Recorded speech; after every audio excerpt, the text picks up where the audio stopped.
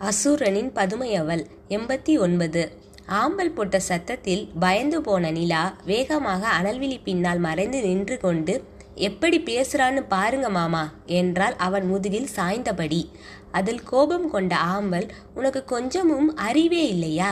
எப்போதும் அடுத்தவள் புருஷன் மேல் ஒட்டி கொண்டே இருக்க என்று மிகவும் கோபமாக பேசினாள். அனல்விழியோ, அதை நீ சொல்லாத. நிலாவை பேச உனக்கு எந்த தகுதியும் இல்லை.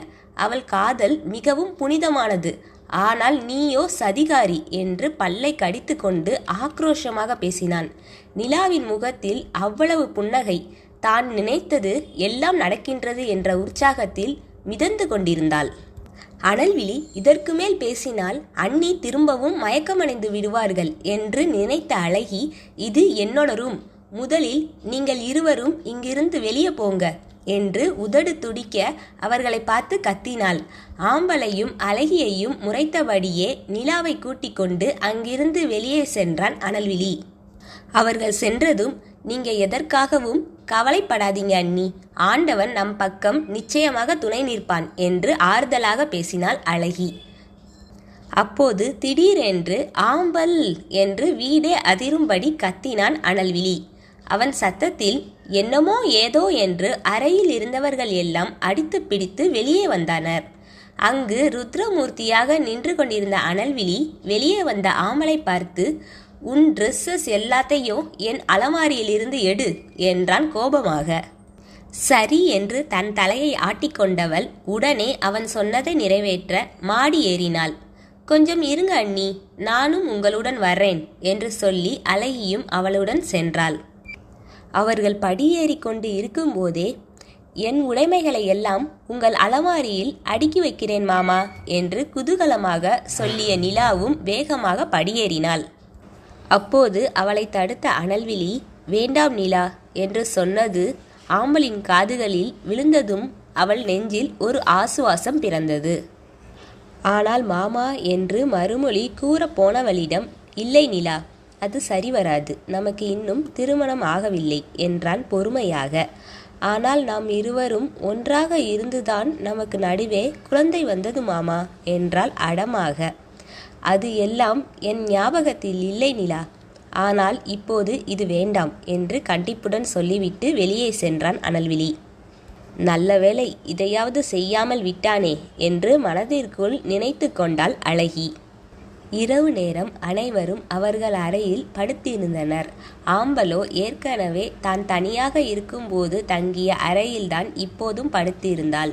நடு இரவில் அவளுக்கு தாகமாக இருக்கவே கட்டிலின் அருகே இருந்த மேஜையின் மீது இருந்த ஜக்கை எடுத்தாள்.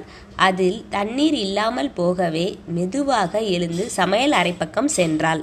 வரவேற்பு அறையை தாண்டி தான் சமையல் அறைக்கு செல்ல வேண்டும். அப்படி அவள் செல்லும் போதுதான் அங்கு அனல்விழி அமர்ந்திருப்பதை பார்த்தாள்.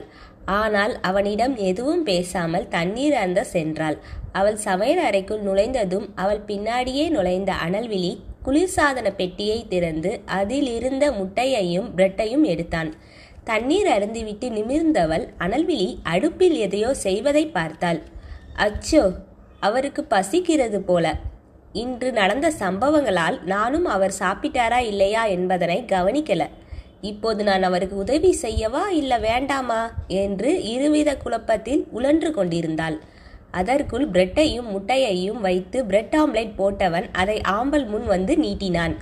அதை பார்த்த ஆம்பலுக்கு அவள் கண்களில் இருக்கும் கருவிழி இரண்டும் வெளியே தெறித்து விடுவதைப் போல இருந்தது. இது உண்மைதானா என்ற குழப்பத்தில் நின்றாள். அவள் அதிர்ச்சியை கண்டவன், என்னை பார்த்தது போதும், இந்தா இதை சாப்பிடு என்றான் இறுக்கமான குரலில். விழி, உங்களுக்கு என்மேல் இவ்வளவு அக்கறை இருக்குதா? என் கண்களில் உள்ள காதல் உங்களுக்கு இப்போதாவது புரியுதா என்று உணர்ச்சி மிகுதியில் பேச ஆரம்பித்தாள் ஆம்பல்.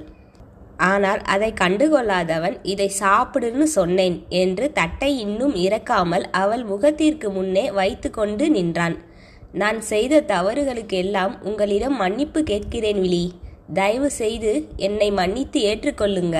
நம் திருமணத்தன்று எனக்கு வாக்கு கொடுத்தீங்களே, மறந்துட்டீங்களா? நான் கூட உங்களை திருமணம் செய்ய மிகவும் யோசித்தேன். ஆனால் நீங்களோ முடிந்தது முடிந்ததாகவே இருக்கட்டும்னு நாம் இருவரும் சேர்ந்து புதிய அத்தியாயத்தை துவங்குவோம்னு சொன்னது எல்லாம் உங்களுக்கு ஞாபகம் இருக்கிறது தானே என்று அழுது கொண்டே கேட்டாள். அதற்கும் அவன் எதுவும் பேசவில்லை. தொடர்ந்து பேசியவள், என் என் வயிற்றில் உள்ள குழந்தையின் மீது சத்தியம் செய்து கூறுகிறேன் விழி, நான் உங்களிடம் உள்ள பணத்திற்கோ சொத்திற்கோ ஆசைப்பட்டு இவ்வாறு செய்யவில்லை. உங்கள் மீது உள்ள காதல்தான் என்னை அப்படி செய்ய வைத்தது. அந்த தவறுக்கு தண்டனை கொடுங்க விழி. ஆனால் அதற்காக என்னை உங்கள் வாழ்க்கையிலிருந்து விலக்கி வைக்க மட்டும் நினைக்காதீங்க என்று அவன் முன் உடைந்து கதறி துடித்தாள். எந்தவித முகபாவனையையும் தன் முகத்தில் காட்டாமல் நின்றவன், இதை சாப்பிடு என்றான் தன் கையில் இருந்த தட்டில் உள்ள பிரெட்டை சுட்டிக்காட்டி. ஆனால் அதை வாங்காமல், நான் இந்த உலகத்தில் அதிகமாக நேசிக்கும் ஆள் நீங்க மட்டும்தான் விழி என்று சொல்லும் போதே நிறுத்து என்று உதடு துடிக்க கத்தினான். நானும் அமைதியா இருந்தா பேசிக்கிட்டே போற?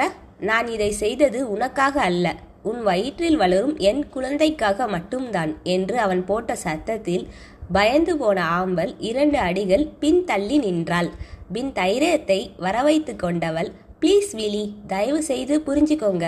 நீங்கள் நினைப்பது போல அந்த நிலா நல்லவள் கிடையாது. நீங்கள் அவள் பேச்சை கேட்டு உங்கள் குடும்பமான எங்களை தள்ளி வைக்காதீங்க என்றாள். நான் நிலாவைத்தான் திருமணம் செய்வேன். உன்னால் ஒன்றும் செய்ய முடியாது. இப்போது ஒழுங்காக இதை சாப்பிடு என்றான் குரலை இறுக்கமாக வைத்துக்கொண்டு.